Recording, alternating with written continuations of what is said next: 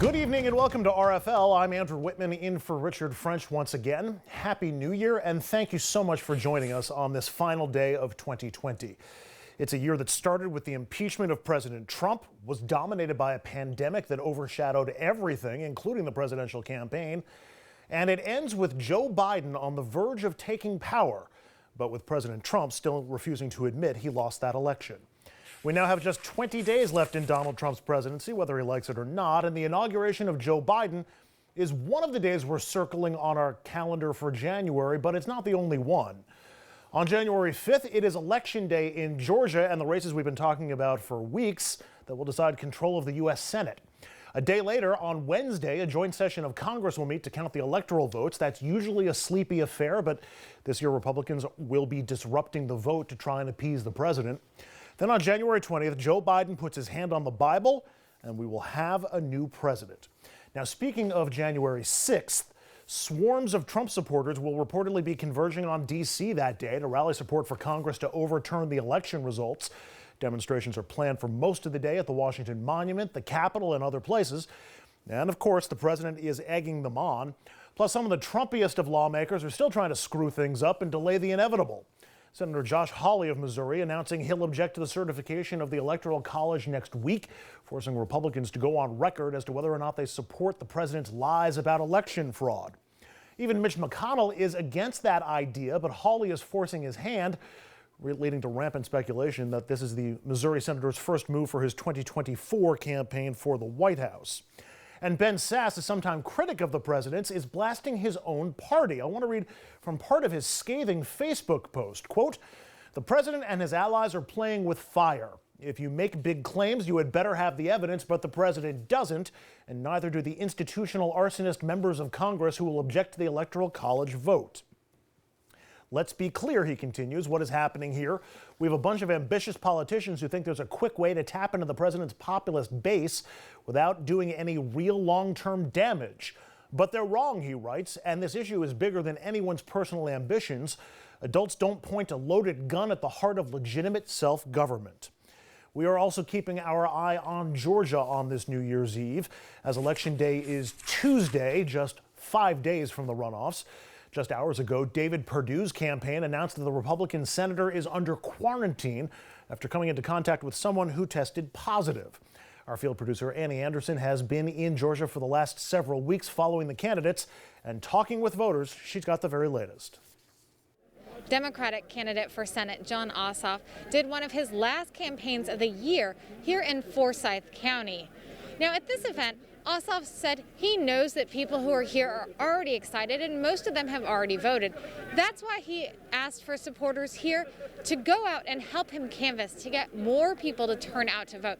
He says he knows that that's what this election is going to be about, is turnout.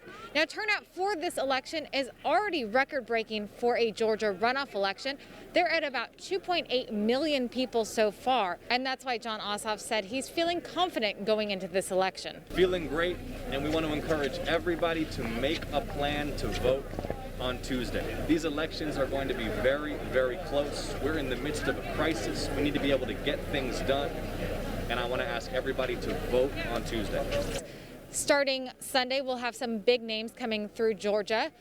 Vice President-elect Kamala Harris will be doing a campaign event for both of the Democrats in Savannah. And the next day, President-elect Joe Biden will be in Atlanta doing a campaign event. Now, that same day, President Trump is also expected to be in North Georgia holding a campaign event for the Republicans. Back to you, Andrew. All right, Annie Anderson, thank you very much. Meantime, back in Washington, the push to increase stimulus checks from $600 to $2,000 appears to be dead for the foreseeable future. You'll remember that President Trump parachuted in at the last minute with that demand. Then Democrats glommed on to support it and tweak Mitch McConnell, but the Senate Majority Leader has killed it in the crib.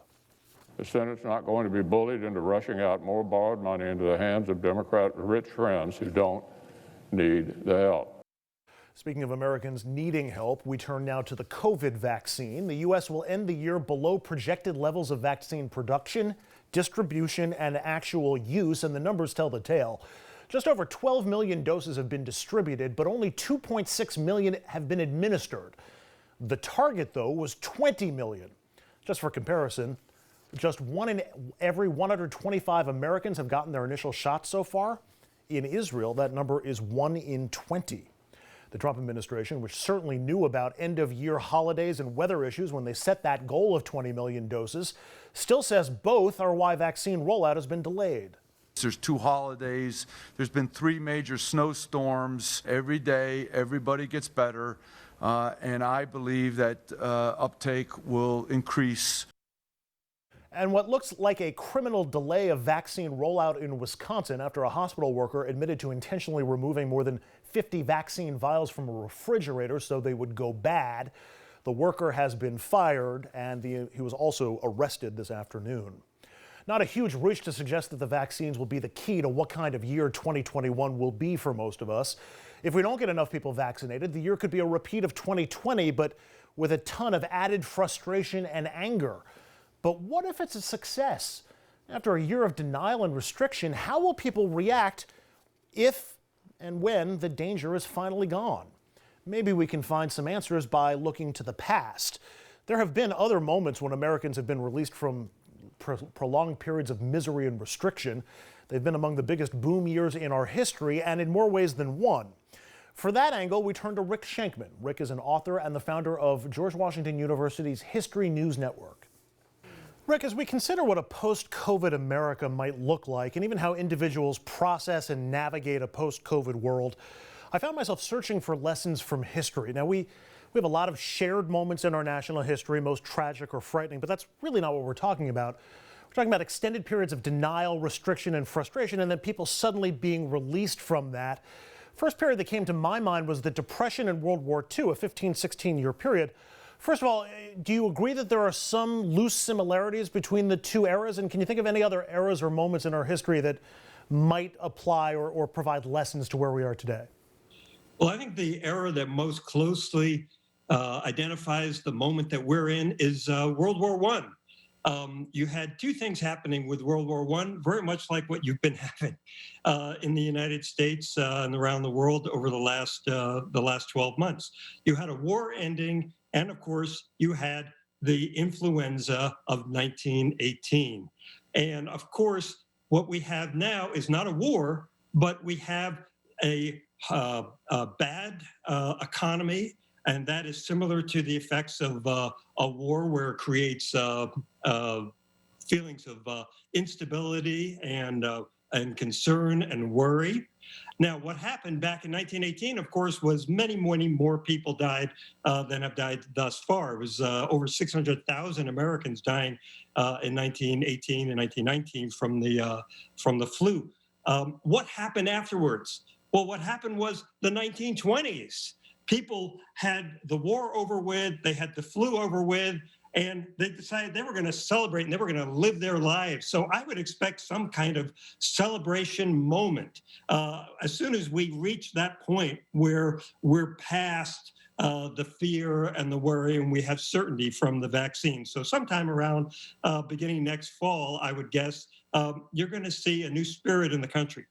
Yeah, the Roaring '20s are a great example. There was so much conspicuous consumption and really changes in almost morals and mores, if you will. Also, after the Depression and World War II, we had a somewhat similar response. We saw the baby boom, massive new personal spending, the suburbs started, and that seemed to track with simultaneous changes in people's attitudes and behaviors. I do know that people like from the Depression got stuck in the event to a certain degree afterwards. They, if you survived the Depression, they would change their financial behaviors. They would save money and squirrel money away as well, as though another Depression could happen at any point. Are there parallels in that regard to where we are today that you see? Well, there's so many differences to me between World War II and the Depression and what we're going through. After World War II, the United States emerged as the leading world power. And that's one of the reasons why the economy boomed. We dominated the globe. Well, that is obviously not the situation anymore. China is now a rising rival, and at any moment now, their GDP is going to be bigger than our GDP. So I don't see that parallel.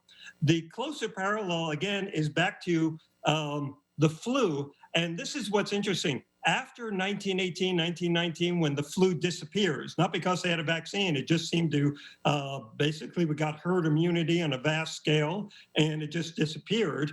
Well, what happened was people wanted to so put behind them that horrible period that they forgot all about it.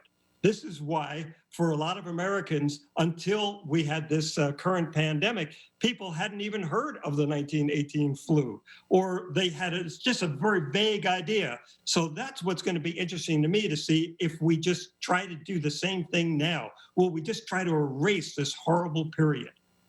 Were there changes in people's personal behaviors that came out of either that era or the post-Depression, post-war era, where people focused more on health decisions, or the baby boom that came after World War II as people invested more importance in their relationships and their family lives?